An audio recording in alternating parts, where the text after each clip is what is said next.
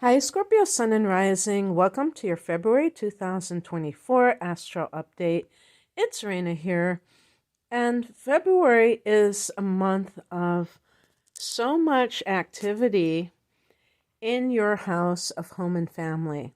Now, this is a general forecast, so some people may not have the same, timing with some of the things I'm talking about, but even if that's up and coming for you, it gives you a preview of what to look forward to. Even when some of these are in the third house, there can be some similar themes because the third house can be our mind, our memories, our brothers and sisters. The fourth house can be the mother. Some people say the father. I use the term family of origin just to kind of keep it more universal. But the third house can also be cousins, aunts, uncles, so family, extended family members. And with Pluto going through these two houses, whether it's still in your third or it's going into your fourth, Pluto can be power struggles, but it can also be unearthing things that really need to be healed. So, like family secrets, it can be very intense with Pluto in the fourth house. But even when Pluto has been in the third house, this may affect you, the way your mentality is. And what I say is that emotions are memories and memories are emotions.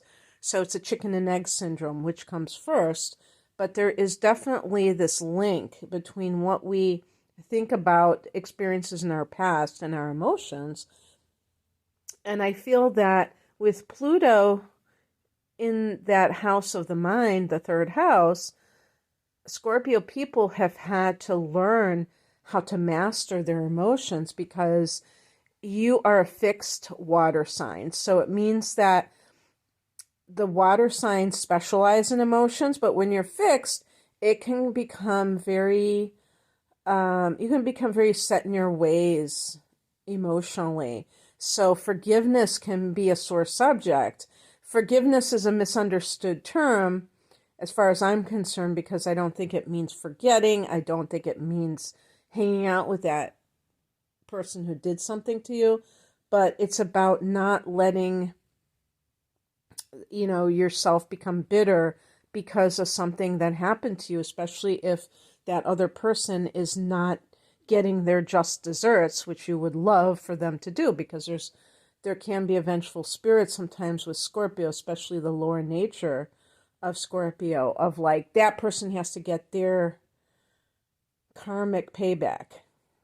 And if it doesn't happen, then I'm really going to be pissed off about it. So it's basically, to me, forgiveness is seeing every human being as a child of God, even if they do monstrous things. And understanding that a lot of those people that are doing horrendous things were abused themselves. That doesn't excuse what they've done, it explains it.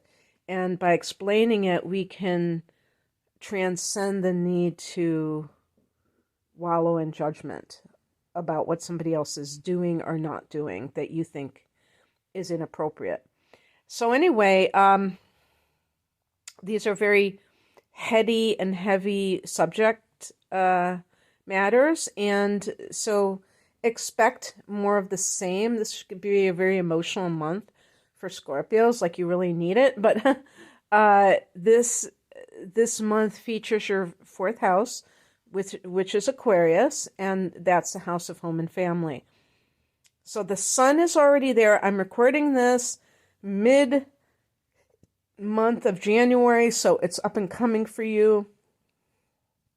If you're listening when I post this, which is going to be January 16th, on January 20th, we have the sun entering Aquarius along with Pluto. By the way, Pluto is one of your rulers. I didn't mention that little tidbit. So that makes it even more important for Scorpios. So they are already in that fourth house. Pluto in the fourth house for Scorpio can be intense excavation of the past. On the 5th of the month, Mercury goes here. You may be having dialogues with your mother. In some cases, there's negotiation. The fourth house is also real estate. So that could be, Mercury can be sales and communication about something. On the 9th, we have the new moon at 20 degrees of Aquarius.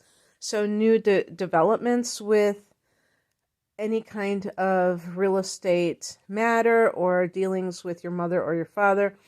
But also, can be seeds that are planted that you're intentionally wanting to manifest in this area. So don't be afraid to do that, whether you think it's going to work or not. It can't hurt to try, right? And then who knows, when we have a full moon in this sector in the summer, in the northern hemisphere, that is, in I believe it's August, then we'll see if something transpires. On the 13th, Mars goes into Aquarius, and 3 days later, Venus goes there. Mars in the fourth house can be sometimes renovation of the home, construction work. So if you are planning to sell, maybe you decide, hey, you know what, I think I am going to sell this property. Then you might be kind of doing repair work or what have you. Or maybe you've just bought a place and you're doing this kind of construction work. Mars can be conflict, so there could be conflict. You're talking to your mom, but is it harmonious? Maybe there's a reason that you're talking to her and you're not seeing eye to eye with her. On the 16th, Venus is here, and that could smooth things over. It can also produce money. So whether your mom gives you money, whether you get money from some sort of real estate deal, or that you have the money to put down on real estate, that there's some connection there. Could be decorating a home. Mars is the construction work, the building, and Venus is kind of like the more aesthetic aspect of it. On the 18th, the sun goes into Pisces. And for you, Scorpio, this is a fellow water sign. And now you're getting into the good stuff in terms of the fun. You have this trine between your sun or ascendant and Pisces in the 5th house. The 5th house is love and creativity. It's also fun, having fun. So don't be afraid. Go out and enjoy yourself, and whatever it is, if you have hobbies, the 5th house is hobbies. It could be something with sports, but anything that makes you feel like you're experiencing downtime. You don't always have to be on the clock. And the 23rd, Mercury goes into this 5th house, and yeah, it could be going to poetry reading, something that's literary, that's fun, but it can also be talking to someone who you may be crushing on. Maybe you're going back and forth with such a person, thinking about or planning a business. The 5th house can be the business that you own, or it can be a child. It's funny, we call our creative we call our creations our babies. So if it's artistic, yeah, but also if you're actually having a child, thinking about this. And it being like very big on your mind, because remember, you have all this energy in the domestic area of the 4th house. So that can, sometimes people who are really thinking of the past can have a difficult time deciding on whether or not they want kids, because they might feel that it's too traumatic to kind of relive their childhoods in the eyes of their own child if they had a really difficult childhood. But it's always good to kind of really dive deep into these issues so that you don't feel, so that you really challenge yourself about them, because sometimes people get they come to these erroneous conclusions based on their emotions, based on what they experience, but it's not really true for them. Some people think they would be a terrible parent because they were raised by somebody who was abusive. And definitely, if a person feels that they wouldn't treat a child right, they should definitely not just jump into having children. But sometimes people are the exact opposite of that, and they're still afraid. That's how much they care about children. So it's really an individual kind of a thing. On the 24th, the next day, we have a full moon at 5 degrees of Virgo. This is a sextile to you, which is a friendly angle, like the trine. So this is coming from your 11th house. Your 11th house is the house of the friends that you have, the groups that you belong to, your long-range plans or goals.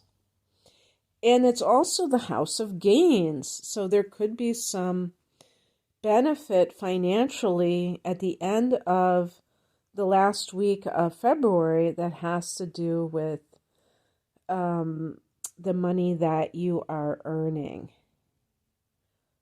And maybe, your business, your job, where you might be getting more income from that. So what I want to say is, what I also want to say is remember that this is a leap year too, so that's pretty cool.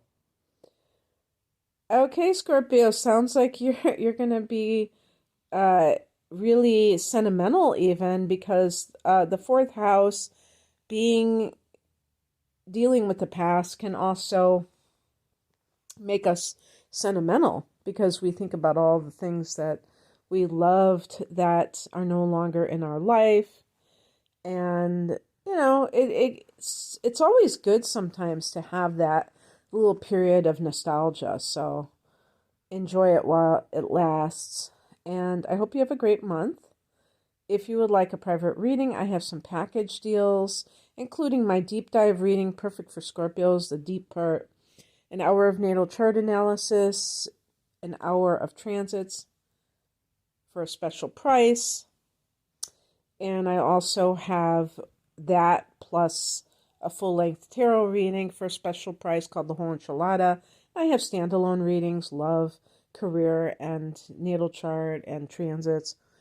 You can find out more information at the link below. I'm at RainaMoonAstrology.com. Thanks for listening. Bye.